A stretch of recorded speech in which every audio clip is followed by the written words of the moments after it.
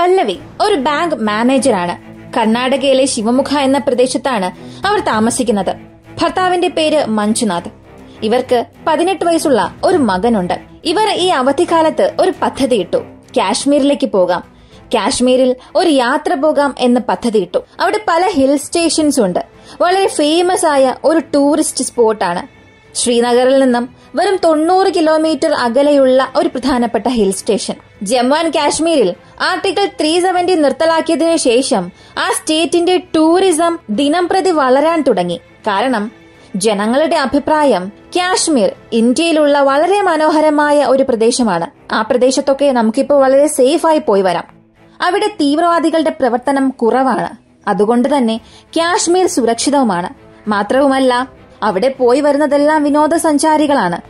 ഇന്ത്യയുടെ ഏത് ഭാഗത്താണോ മനോഹരമായി തോന്നുന്നത് അവിടമെല്ലാം ചെന്ന് കാണാനായി വിനോദസഞ്ചാരികൾ ആഗ്രഹിക്കും. കാരണം ജീവിതം തന്നെ അതിനുവേണ്ടിയല്ലേ, ജീവിക്കാൻ വേണ്ടിയല്ലേ.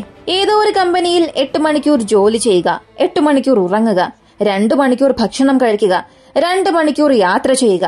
ഇതിനിടയിൽ വെറും ഇന്റർനെറ്റ് കാണുന്നതിനു വേണ്ടി മാത്രമാണോ ജീവിതമുള്ളത്? ഇൻസ്റ്റാ റീൽസും യൂട്യൂബിനു വേണ്ടി മാത്രമാണോ ജീവിതമുള്ളത്? പുറം ലോകം പര്യവേഷണം ചെയ്യണം, പ്രകൃതിയെ ആസ്വദിക്കണം. ഇതിനൊക്കെ ഒരുപാട് പേർക്ക് ആഗ്രഹങ്ങളും സ്വപ്നങ്ങളും ഉണ്ടാകും. അതുകൊണ്ട് തന്നെ ആളുകൾ അവധിക്കാലത്ത് യാത്ര ചെയ്യാൻ ഇഷ്ടപ്പെടും. ഈ ഒരു സീസണിൽ ഏതെങ്കിലും ഒരു സൈറ്റ് സീയിങ് പ്ലേസിൽ സ്വാഭാവികമായും മനോഹരമായ പ്രദേശങ്ങളിലേക്ക് പോകാൻ ആഗ്രഹിക്കും.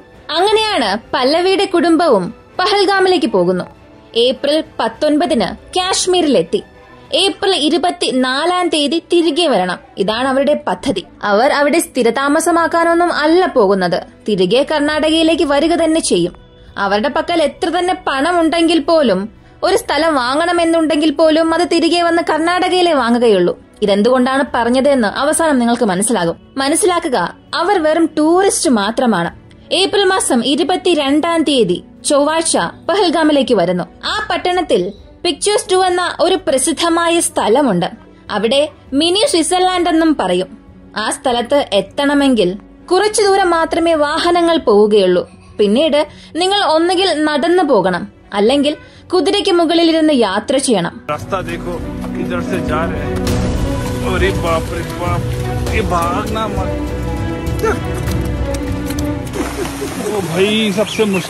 ചുറ്റും വലിയ വലിയ മരങ്ങൾ, വളരെ മനോഹരമായ ഒരു സ്ഥലം. ആ സ്ഥലത്താണ് കുതിരപ്പുറത്ത് കയറി പല്ലവിയും കുടുംബവും പോയത്. അന്നത്തെ ദിവസം രാവിലെ മുതൽ അവരുടെ 18 വയസ്സുള്ള മകൻ ഒന്നും തന്നെ കഴിച്ചിട്ടില്ലായിരുന്നു. അതുകൊണ്ട് അച്ഛൻ മഞ്ജുനാഥ് അവന് ഭക്ഷണം എന്തെങ്കിലും കിട്ടുമോ എന്നറിയാനായി ആ സ്ഥലം ഒന്ന് ചുറ്റി നോക്കാൻ തുടങ്ങി. ഒരു 2:45-3 മണിയോളം ആയിട്ടുണ്ടാകും. പെട്ടെന്ന് ഒരു വെടിയൊച്ച കേട്ടു. ആദ്യം പല്ലവി ചിന്തിച്ചത് തൊട്ടടുത്ത് ആർമി പ്രാക്ടീസ് എന്തെങ്കിലും നടക്കുന്നുണ്ടാകാം, അവിടെ വെടിവയ്പ് പരിശീലനം നടത്തുന്നുണ്ടാകുമെന്നാണ് ചിന്തിച്ചത്. എന്നാൽ അടുത്ത ചില സെക്കൻഡിൽ തന്നെ ചുറ്റുമുണ്ടായിരുന്നവരെല്ലാം ഓടാൻ തുടങ്ങി, ഭയത്തിൽ ഓടാൻ തുടങ്ങി. പല്ലവിക്ക് എന്താണ് സംഭവിക്കുന്നത് എന്ന് ഒന്നും മനസ്സിലായില്ല. അവൾ തിരിഞ്ഞു നോക്കുമ്പോൾ അവളുടെ ഭർത്താവ് അവളുടെ കൺമുൻപിൽ തന്നെ ചരിഞ്ഞ് താഴേക്ക് വീഴുന്നു. അദ്ദേഹത്തിന്റെ തലയിൽ തന്നെ വെടിയേറ്റിട്ടുണ്ട്. ആ പ്രദേശത്ത് ഏകദേശം 6 ഭീകരവാദികൾ അകത്തേക്ക് വന്നതായി പറയുന്നു. അടുത്തുള്ള ബൈസാരൻ വാലി എന്ന മലകൾ വഴിയാണ് ഈ ടെററിസ്റ്റ് അകത്തേക്ക് വരികയും അവിടെയുള്ള ടൂറിസ്റ്റുകൾക്ക് നേരെ, സാധാരണ ജനങ്ങൾക്ക് നേരെ അറ്റാക്ക് നടത്തി. ഇതിൽ പല്ലവിയുടെ ഭർത്താവ് മാത്രം അല്ല മരിച്ചത്. ഏകദേശം 28 മുതൽ 30ഓളം പേർ മരിച്ചതായി പറയുന്നു. ഒരുപാട് പേർക്ക് പരിക്കും സംഭവിച്ചിട്ടുണ്ട്. ഈ ടെററിസ്റ്റുകൾ അവിടെ വന്ന് റാൻഡമായി ഷൂട്ട് ചെയ്തതല്ല, ഒരു ഓപ്പൺ ഫയർ മാത്രമല്ല ചെയ്തത്. ഓരോരുത്തരോടും ചെന്ന് പേരുകൾ ചോദിച്ചു. മുസ്ലിം ആണോ നോൺ മുസ്ലിം ആണോ എന്നറിഞ്ഞതിന് ശേഷം നോൺ മുസ്ലിംസിനെ എല്ലാം കൊന്നു. ശുഭം ദ്വിവേദി, മഞ്ജുനാഥിന് സമാനമായ ഒരു കഥയാണ് ഇദ്ദേഹത്തിന്റേതും. ഇവർ കാൺപൂരിലുള്ളവരാണ്. ഇദ്ദേഹത്തിന് 30 വയസ്സ്. ഫെബ്രുവരി മാസം 12 ഇദ്ദേഹത്തിന്റെ വിവാഹം കഴിഞ്ഞത്. ഇദ്ദേഹം, ഭാര്യ, സിസ്റ്റർ ഇൻ ലോ 3 പേരും കാശ്മീർ ട്രിപ്പിനായി വരുന്നു. കല്യാണം കഴിഞ്ഞ ആദ്യ മാസങ്ങളിൽ തന്നെ ഒരു യാത്രയ്ക്ക് വന്നു. ഇവർ മാത്രമല്ല, ആ മിനി സ്വിറ്റ്സർലാൻഡ് എന്ന പ്രദേശത്ത് ഒരുപാട് ഹണിമൂൺ ദമ്പതികൾ ഉണ്ടായിരുന്നു. പുതുതായി വിവാഹം കഴിഞ്ഞ ഒരുപാട് പേരുണ്ടായിരുന്നു. ഏപ്രിൽ മാസം 17 ഇദ്ദേഹവും കുടുംബവും കാശ്മീരിലേക്ക് വരുന്നു. ഈ സംഭവം നടന്ന അന്നത്തെ ദിവസം, അതിന് തൊട്ടടുത്തുള്ള ദിവസം തിരികെ കാശ്മീരിൽ നിന്നും പോകണം എന്നുള്ളതാണ് ഇവരുടെ പദ്ധതിയായിരുന്നത്. ഇവരും ടൂറിസ്റ്റ് തന്നെയാണ്. അങ്ങനെ അടുത്ത ദിവസം നാട്ടിലേക്ക് പോകണം എന്ന തയ്യാറെടുപ്പിൽ അന്നത്തെ ദിവസം വളരെ സന്തോഷകരമായി ആ സ്ഥലത്ത് അവർ ആസ്വദിക്കുമ്പോഴായിരുന്നു അദ്ദേഹത്തിന്റെ അടുത്ത് ചിലർ വന്നിട്ട് ഇസ്ലാമിക വാക്യങ്ങൾ പറയാൻ ആവശ്യപ്പെട്ടു. ഖുറാനിലെ ഏതോ ഒരു വാക്ക് പറയാൻ ആവശ്യപ്പെട്ടു. തീർച്ചയായും അദ്ദേഹം ഒരു ഹിന്ദുവല്ലേ. അദ്ദേഹത്തിനെ അപ്പ തന്നെ ഭാര്യയുടെ മുൻപിൽ വെച്ച് തന്നെ തലയിൽ വെടിവെച്ചു കൊന്നു. നിങ്ങൾ ഒന്ന് ചിന്തിച്ചു നോക്കുക. കല്യാണം കഴിഞ്ഞ് വെറും 2 മാസമേ ആയിട്ടുള്ളൂ. അടുത്ത പല്ലവിയുടെ ഭർത്താവ് മരിച്ചതിനു ശേഷം ആ ഭാഗത്തൂടെ വന്ന ഈ ഭീകരരോട് പല്ലവി യാചിക്കാൻ തുടങ്ങി. എന്റെ ഭർത്താവിനെ നിങ്ങൾ കൊന്നില്ലേ, ദയവ് ചെയ്ത് എന്നെയും കൊല്ലണം എന്ന് യാചിച്ചു. തൊട്ടടുത്തുണ്ടായിരുന്ന അവരുടെ 18 വയസ്സുള്ള മകൻ, നിങ്ങൾ എന്റെ അച്ഛനെ കൊന്നില്ലേ, എന്നെയും കൊല്ലണമെന്നവൻ അലറി നിലവിളിച്ചു.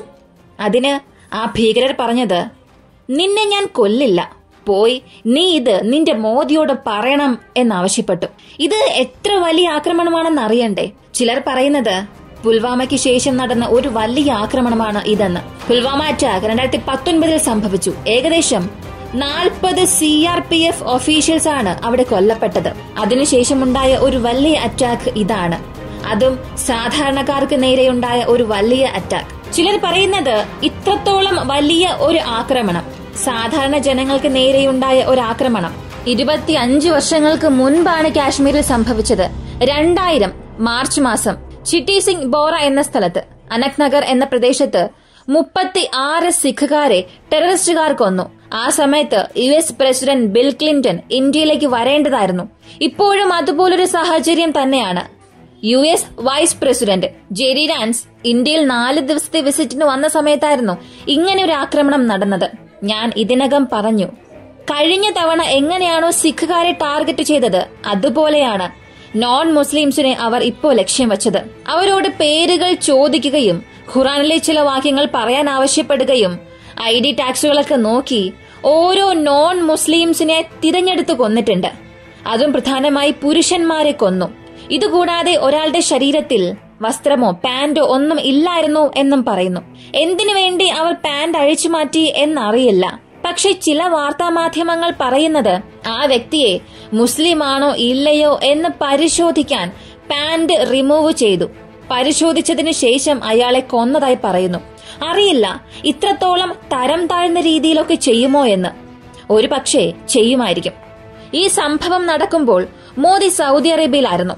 അതും ഒരു പ്രധാനപ്പെട്ട കാര്യമായി കണക്കാക്കപ്പെടുന്നു. മറ്റൊരു പ്രധാനപ്പെട്ട കാര്യം, ചില ദിവസങ്ങൾക്ക് മുൻപായിരുന്നു അമർനാഥ് തീർത്ഥാടന യാത്രയുടെ രജിസ്ട്രേഷൻസ് എല്ലാം സർക്കാർ അറിയിച്ചത്.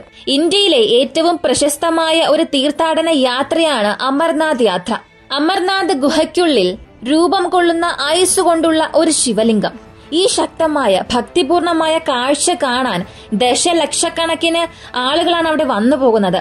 ഇനി നിങ്ങൾ അവിടെ പോകണമെന്നുണ്ടെങ്കിൽ ഗവൺമെന്റ് പറയുന്ന ആശുപത്രിയിൽ ഹെൽത്ത് ചെക്കപ്പ് നടത്തണം. അതിനുശേഷം ഓൺലൈനിലോ ഓഫ്ലൈനിലോ ഒരു രജിസ്ട്രേഷൻ നടത്തണം. അങ്ങനെ രജിസ്റ്റർ ചെയ്തവർക്ക് മാത്രമേ ആ സ്ഥലം സന്ദർശിക്കാൻ സാധിക്കൂ. ഇങ്ങനെ ഓരോ വർഷവും ഏതൊക്കെ തീയതിയിലാണ് നിങ്ങൾക്ക് ആ സ്ഥലം സന്ദർശിക്കേണ്ടത് എന്നുള്ളത് ഗവൺമെന്റ് പ്രഖ്യാപിക്കും. ഈ വർഷം ജൂലൈ 3-ാം തീയതി മുതൽ ഓഗസ്റ്റ് 9-ാം തീയതി വരെ ആയിരുന്നു ആ ശിവലിംഗം കാണാം എന്ന് ഗവൺമെന്റ് അറിയിച്ചത്. അതിന്റെ പെർമിഷൻ വന്ന അടുത്ത ചില ദിവസത്തിൽ തന്നെ ഇങ്ങനെ ഒരു ആക്രമണവും സംഭവിച്ചു. ഈ ഒരു ആക്രമണം സംഭവിച്ചതിന്റെ പ്രധാനപ്പെട്ട കാരണമായി പറയുന്നത് ടൂറിസം തന്നെയാണ്. ഈ വർഷം മാർച്ച് മാസം 26-ാം തീയതിയായിരുന്നു ശ്രീനഗറിലുള്ള തുലിപ് ഗാർഡൻ എന്ന സ്ഥലത്ത് ധാരാളം വിസിറ്റേഴ്സ് വന്നത്. അതായത് വെറും 26 ദിവസത്തിൽ 8,10,000 സന്ദർശകർ ആ ഒരു ഗാർഡൻ സന്ദർശിച്ചു. ജമ്മു ആൻഡ് കാശ്മീരിൽ ടൂറിസം വർദ്ധിച്ചു വരികയാണ്. ഈ ടൂറിസത്തെ ആശ്രയിച്ചാണ് അവിടെ താമസിക്കുന്ന നിരവധി ആളുകളുടെ ഉപജീവന മാർഗമുള്ളത്. കാശ്മീരിലെ ജനങ്ങൾ തന്നെ ഇതിനോട് യോജിക്കുന്നുണ്ട്.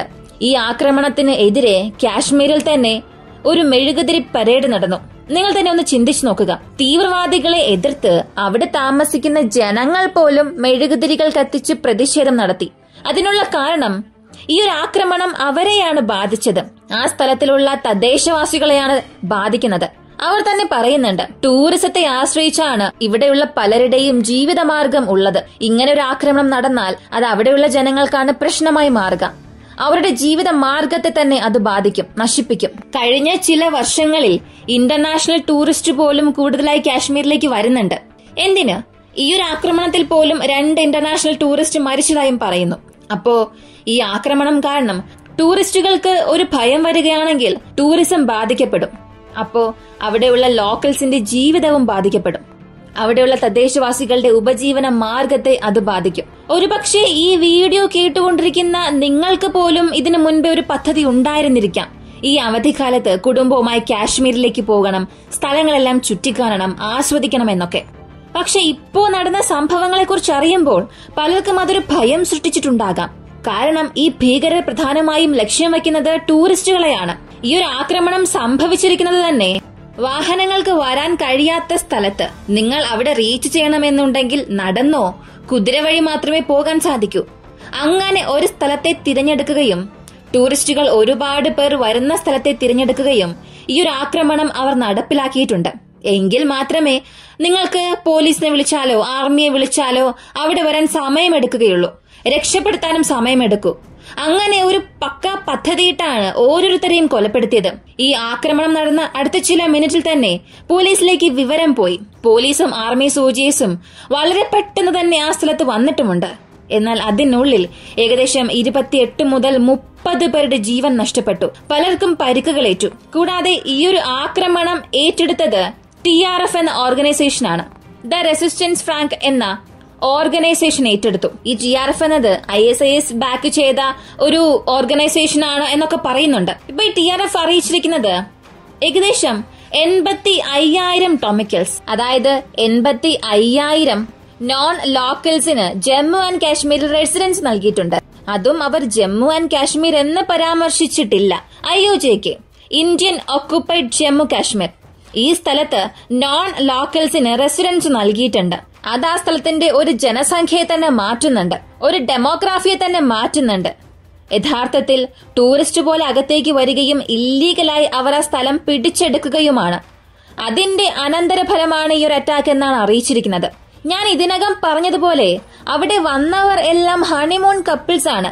ഒരു 4-5 ദിവസം ആ സ്ഥലം ചുറ്റിക്കാണുകയും സന്തോഷകരമായി ആ സ്ഥലം വിട്ട് തിരികെ പോകണമെന്ന് ആഗ്രഹിച്ചവരുമാണ്. പലർക്കും ശ്രീനഗർ ചുറ്റിക്കാണണം എന്ന ആഗ്രഹമുണ്ടാകും.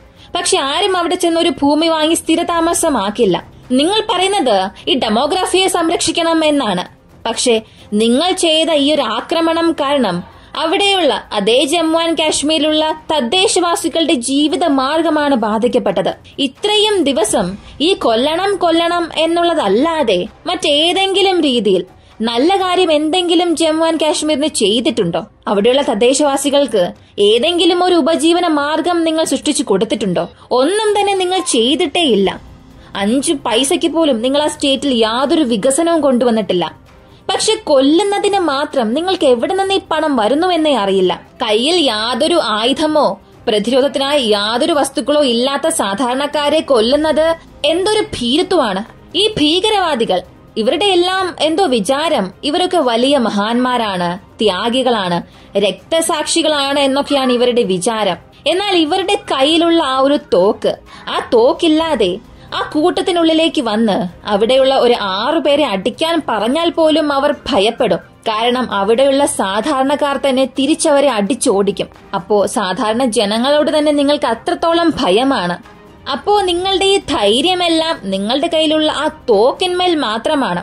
കൂടാതെ ഇതുപോലുള്ള ആയുധങ്ങളൊന്നുമില്ലാത്ത സാധാരണ ജനങ്ങളോട് മാത്രമേ നിങ്ങൾ നിങ്ങളുടെ ഈ ഭീകരവാദവും കാണിക്കാറുള്ളൂ. കൂടാതെ നിങ്ങളുടെ അറിവ് അതെങ്ങനെയുള്ളതാണെന്ന് അറിയണ്ടേ? അവിടെയുള്ള ജനങ്ങളെക്കുറിച്ച് ഒട്ടും തന്നെ ചിന്തിക്കാത്ത, അവിടെയുള്ളവരുടെ ജീവിത മാർഗത്തെക്കുറിച്ച് ചിന്തിക്കാത്ത, ചിന്താശൂന്യമായ മണ്ടനായ ഒരു മൃഗത്തിന്റെ ജ്ഞാനം മാത്രമാണ്. ഉദാഹരണം പറയാം, ഒരു ട്രെയിനിങ് ഡോഗ്. അതിനെ ആര് ട്രെയിൻ ചെയ്താലും ആ ട്രെയിനർക്ക് വിശ്വസ്തമായിരിക്കും ആ ഒരു ഡോഗ്. ഒരു സൈക്കോ കില്ലർ ട്രെയിൻ ചെയ്താൽ പോലും ആ സൈക്കോ കില്ലർക്കായിരിക്കും ആ ഡോഗ് വിശ്വസ്തനായിരിക്കുക. പോലീസ് ഒഫീഷ്യൽ ട്രെയിൻ ചെയ്താലും അദ്ദേഹത്തിനായിരിക്കും നായ വിശ്വസ്തനായിരിക്കുക. അതുപോലെ മനുഷ്യന്റെ അറിവിനേക്കാളും വളരെ കുറഞ്ഞ അറിവുള്ള ഒരു ജീവിയായി മാത്രമേ നിങ്ങളെയൊക്കെ കാണാനും സാധിക്കൂ. പറയാൻ സാധിക്കില്ല. നായയോട് പോലും ഇവരെയൊന്നും ഉപമിക്കാനും കഴിയില്ല. അവസാനം ഒന്ന് മാത്രം പറയാം, ഇന്ത്യ തീർച്ചയായും ഇതിനുള്ള തിരിച്ചടി നൽകുക തന്നെ ചെയ്യും. ഈ ഒരു ആക്രമണത്തെക്കുറിച്ചുള്ള നിങ്ങളുടെ അഭിപ്രായം, ഇന്ത്യക്കാരെന്ന നിലയിൽ നിങ്ങൾ ഇതിനെ എങ്ങനെ നോക്കിക്കാണുന്നു? കമന്റിൽ പറയുക. മറ്റൊരു വീഡിയോയുമായി വീണ്ടും കാണാം.